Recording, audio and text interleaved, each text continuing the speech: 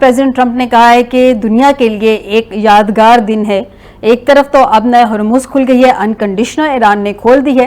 پاکستان کی ڈپلومیسی جو ہے اس کی بھی تعریفیں کی جا رہی ہیں. ایون پریزیڈنٹ ٹرمپ کی خود کی یہ ٹویٹ ہے کہ پاکستان کا انہوں نے شکریہ ادا کیا ہے, پریزیڈنٹ کا, پرائم منسٹر کا شکریہ ادا کیا ہے, اور فیلڈ مارشل کا انہوں نے شکریہ ادا کیا ہے. سب سے پہلے تو اس پہ کامنٹ کرتے ہیں, پھر آگے جو ٹیکنیکل کچھ چیزیں ہیں ان کی طرف آتے ہیں.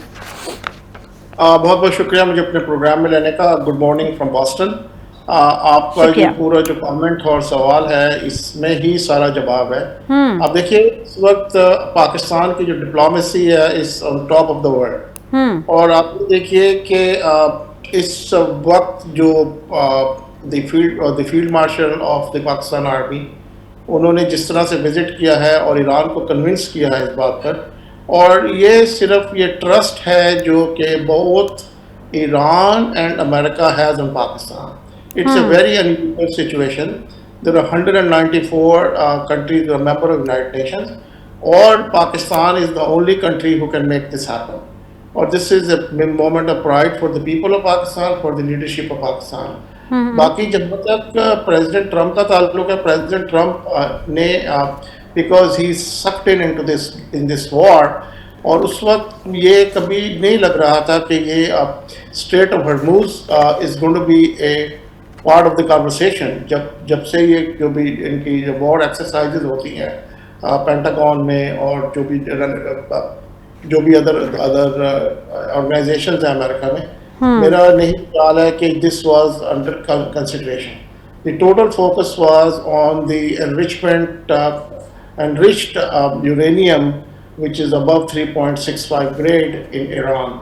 اس کی وجہ سے جو اس پر بہت زیادہ کنسنٹریشن تھی, لیکن اب وہ ایسے لگتا ہے جیسے because the world is in trouble, 20% of the energy moves through Strait of Hormuz. تو وہ ایران نے ایک ایسا ٹیکٹیکل ٹول استعمال کیا ہے جس کی وجہ سے پوری دنیا میں مشکل آ گئی ہے. یہ اس کا اب یہ آگے کیا ہوگا, میرا یہ خیال ہے کہ جس وقت یہ ڈیلیبریشنز ہو رہی تھیں, جس جے ڈی وینس اور جو ایرانین لیڈرشپ جب پاکستان آئی, تو جو ڈرافٹ اگریمنٹ تھا اس پہ تقریباً آپ سمجھ لیں اگر آپ پرسنٹیج وائز دیکھنا چاہیں, اگر 10 پوائنٹ سے ایران کے, تو 8 جو تھے وہ انڈر کنسیڈریشن تھے فار اپروول, رائٹ. یہ دو جو اس میں ایشوز تھے جو ابھی بھی لنگرنگ ایشوز ہیں, وہ یہی ہیں کہ اب یہ جو یورینیم کی اسٹاک پائل جو ایران کے پاس ہیں, اور اسٹریٹ آف ہرموز کی کنٹرول کس کے پاس ہوگا.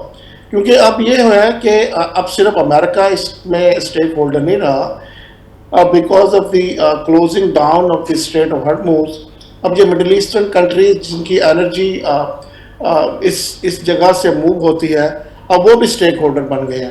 دے ول ناٹ اگری کہ ایران کا 100% کنٹرول ہو اسٹریٹ آف ہرموز پہ. It's not this America any more.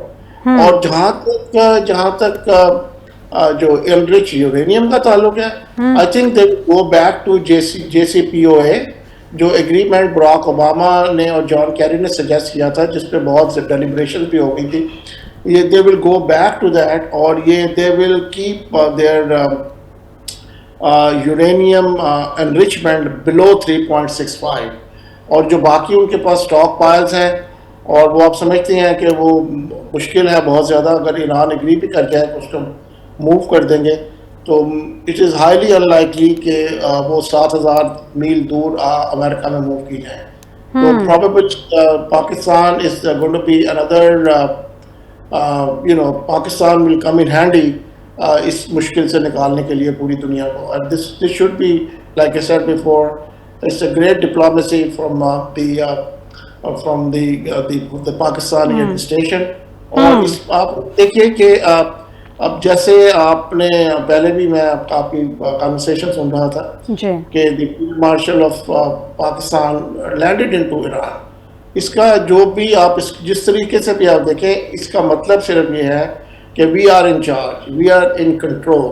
And so that was the demonstration of the control of the region اور the situation by the Pakistani leadership, which is very commendable. اور دنیا میں پاکستان کا ایک different قسم کا ایک امیج ہے. پہلے بھی کئی مرتبہ اس اتنی انٹنس سچویشن پہلے نہیں ہوئی، لیکن پاکستان نے پہلے بھی دنیا کے بہت مسائل حل کیے ہیں. اب الحمدللہ. بات یہ ہے کہ اس کو ایونچولی اس کا جو بینیفٹ ہے وہ پیپل آف پاکستان کو کیسے ملے گا. I think that is a big question.